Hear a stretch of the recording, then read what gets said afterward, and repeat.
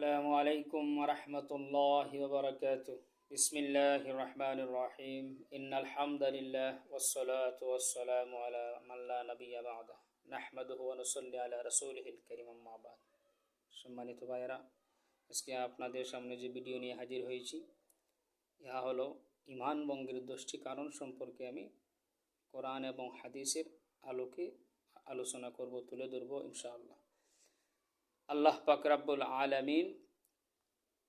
আলামিনের হাবিব বলেন যে ঈমান ভঙ্গের 10টি কারণের মধ্যে প্রথম নম্বর হলো আল্লাহ পাকের ইবাদতের মাঝে অংশীদার সাব্যস্ত করা, অর্থাৎ শিরিক করা। শিরিক করা আল্লাহ পাক রব্বুল আলামিন কিন্তু পছন্দ করেন না। আল্লাহ বলেন ইন্নাশ শিরকা লাযুলমুন আযীম। এজন্য শিরিক থেকে আমি দূরে থাকতে হবে। শিরিক হলো ভয়ানক একটা জুলুম, অন্যায়, অবিচার। তো প্রথম নম্বর কারণ হলো শিরিক করা। 2 নম্বর হলো কাফেরকে এবং মুশরিককে কাফের হিসাবে না মানা। হাদিসে কারিমে নবী পাক সাল্লাল্লাহু আলাইহি ওয়াসাল্লাম উল্লেখ করেছেন, যে ব্যক্তি কাফেরকে কাফের না বলবে সে কাফের হয়ে যাবে। এজন্য কাফেরকে কাফের হিসাবে সাব্যস্ত করা, মেনে নেওয়া। 3 নম্বর হলো নবীজির সুন্নাত তথা আদর্শ এর মাঝে অন্য কোনো ব্যক্তি বা জাতির আদর্শ মানা। কেননা আল্লাহ পাক রব্বুল আলামিন বলেন, লাকাদ কানা লাকুম ফি রাসূলিল্লাহি উসওয়াতুন হাসানাহ। তোমাদের মধ্যে আমার নবী করিম সাল্লাল্লাহু আলাইহি ওয়াসাল্লামের আদর্শই হলো উত্তম আদর্শ, যদি তোমরা বুঝতে পারো। 4 নম্বর হলো সুন্নত তথা দাড়ি, টুপি, লেবাস, এক কথায় নবীজির সুন্নতকে অপছন্দ করা। অর্থাৎ যা কিছু রয়েছে নবীজির সুন্নতে, বেশ পোশাক, খাওয়া দাওয়া, যা কিছু চলাফেরা, দৈনন্দিন চলাফেরার ক্ষেত্রে যে সুন্নতগুলো রয়েছে, সুন্নতকে অপছন্দ মনে করা ঈমান ভঙ্গের 4 নম্বর কারণ। 5 নম্বর হলো শরীয়তের কোনো বিষয়কে নিয়ে ঠাট্টা বা হেয় করা, মস্কারি করা, ক্রিটিসাইজ করা, যা ঈমান ভঙ্গের কারণের মধ্যে দাঁড়ায়। আর 6 নম্বর হলো মুসলমানদের বিরোধিতা করা এবং মুশরিকদেরকে সাহায্য করা বা প্রাধান্য দেওয়া বা মান্য করা। অর্থাৎ মুসলমানদের বিরোধিতা করে মুশরিকদের সে সাথে থাকে।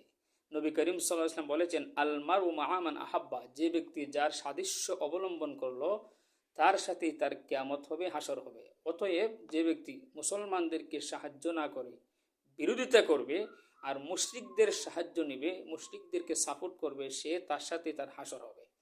এটা হলো 6 নম্বর কারণ। আর 7 নম্বর হলো ইসলাম থেকে দূর হওয়া বা খারিজ হওয়া। অর্থাৎ ইসলামের যে মৌলিক নীতি, নিয়ম নীতি রয়েছে, বিধিবিধান রয়েছে, তা থেকে খারিজ হয়ে যাওয়া, বিমুখ হয়ে যাওয়া ঈমান ভঙ্গের 7 নম্বর কারণ।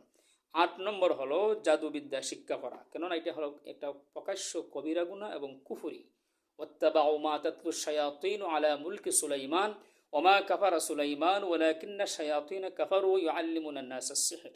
আল্লাহ বলেছেন জাদু বিদ্যা শিক্ষা করা কুফরি, এবং যে ব্যক্তি জাদু করলো, জাদু শিক্ষা করলো, গণকের কাছে সাহায্য চাইলো, গণকের কাছে গেল, সে যেন কুফরি করলো। আর কুফরি করলে ঈমান থাকে না। আর 9 নম্বর হলো ইসলামের শত্রুকে সমর্থন করা। আর মুহাম্মদ সাল্লাল্লাহু আলাইহি ওয়াসাল্লাম শরীয়তের বাহিরে বিশ্বাস করা। এই মনের মধ্যে যে তার কল্পনা লাগে যে নবী করিম সাল্লাল্লাহু আলাইহি ওয়াসাল্লাম শরীয়তের বাইরে আর ইসলামের যে শত্রু রয়েছে, দুশমন রয়েছে, তাকে সমর্থন করা, এটা কোনো ইমানদার ব্যক্তির লক্ষণ হতে পারে না, মুসলমানের বৈশিষ্ট্য হতে পারে না। এটা হলো 9 নম্বর কারণের মধ্যে ঈমান ভঙ্গের একটা কারণ। 10 নম্বর হলো মরণের পূর্বে নামাজ পড়া লাগে না বলে ইবাদতের প্রয়োজন নেই মনে করা। কেননা কুরআনুল কারীমে আল্লাহ বলেন, ওয়া'বুদ রাব্বাকা হাত্তা ইয়াতিয়াকাল ইয়াকিন। মৃত্যুর আগ পর্যন্ত তোমরা রবের ইবাদত করো। অর্থাৎ নামাজ দাঁড়াইয়া যদি না পারো বসিয়া পড়ো, বসিয়া না পড়লে শুইয়া পড়ো, শুইয়া না পড়লে ইশারায় পড়ো, ইঙ্গিতে পড়ো। তবে নামাজ কখনো চার দেওয়া যাবে না, মাফ নাই। কেননা আল্লাহ বলেছেন, ওয়া'বুদ রাব্বাকা হাত্তা ইয়াতিয়াকাল ইয়াকিন। যতক্ষণ পর্যন্ত তোমার দৃঢ় বিশ্বাস রয়েছে, তোমার ইয়াকিন রয়েছে, তোমার জ্ঞান রয়েছে, তোমার হুশ বুদ্ধি রয়েছে, ততক্ষণ পর্যন্ত আল্লাহ ইবাদতের মধ্যে শামিল থাকা।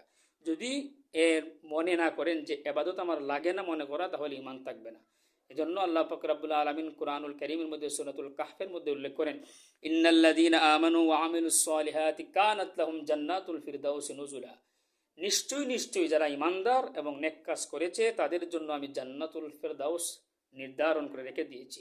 নবী করিম সাল্লাল্লাহু আলাইহি ওয়াসাল্লাম হাদিসের মধ্যে উল্লেখ করেন, আখলিস দীনাকা ইয়াকফিকা আমালুল কলিল তোমার ইমানকে খাঁটি করো, অল্প আমলই নাজাতের জন্য যথেষ্ট হইবে।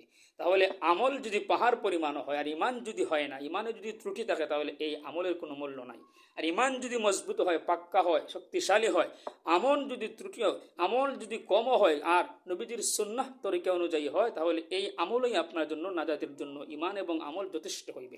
আল্লাহ পাক রাব্বুল আলামিন আমাদের প্রত্যেকেরই পাক্কা মুমিন হয়ে, ইমানদার হয়ে আল্লাহ পাক রাব্বুল আলামিনের ইবাদত বন্দেগী করে এবং ইমানের মজবুতি হয়ে, পাক্কা ইমানদার হয়ে দুনিয়া থেকে বিদায় নেওয়ার তৌফিক দান করেন। আর পরিশেষে আরেকটা কথাই বলবো যে ইমানকে কিভাবে আমরা মজবুত করব এবং ইমানদার কিভাবে হব।